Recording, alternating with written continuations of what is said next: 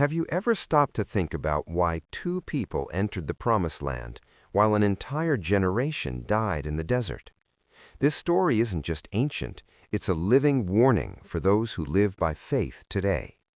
It all begins when the people of Israel, freed from Egypt, are just a few steps away from the fulfillment of the promise. The land was before them, the dream was within reach. Then Moses sends 12 men to spy on Canaan. Among these 12 were Caleb and Joshua. For 40 days they walked through an extraordinary land, a fertile, abundant land, so rich that a single bunch of grapes needed to be carried by 2 men. It was proof that God had not lied. But when the time comes for the report, fear speaks louder. 10 spies say, "The land is good, but the people are strong. The cities are large. There are giants there."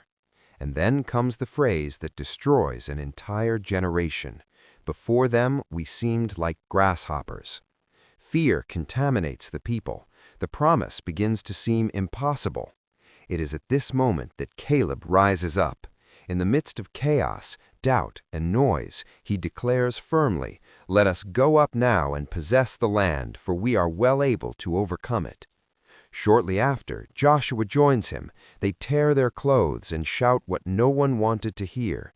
"If the Lord is pleased with us, he will lead us into this land. Do not be afraid, for the Lord is with us." 10 looked at the giants, 2 looked at God.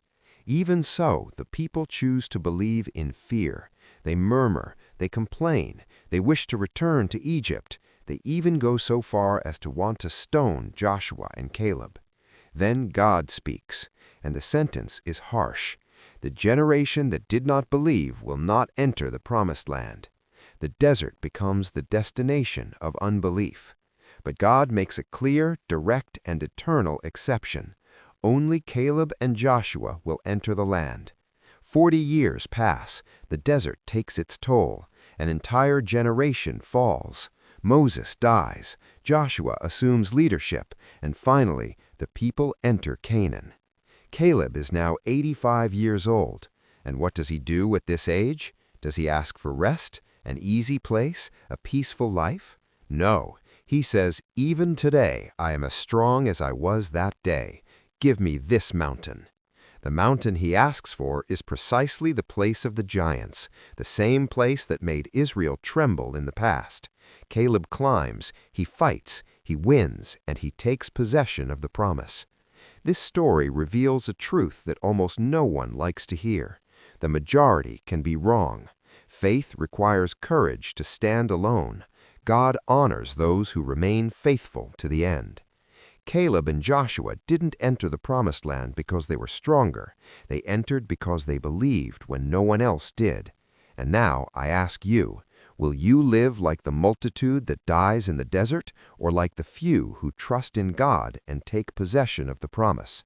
If this message spoke to you, don't ignore it. Share, comment, and stay until the end, because the next story might be exactly the answer you're waiting for.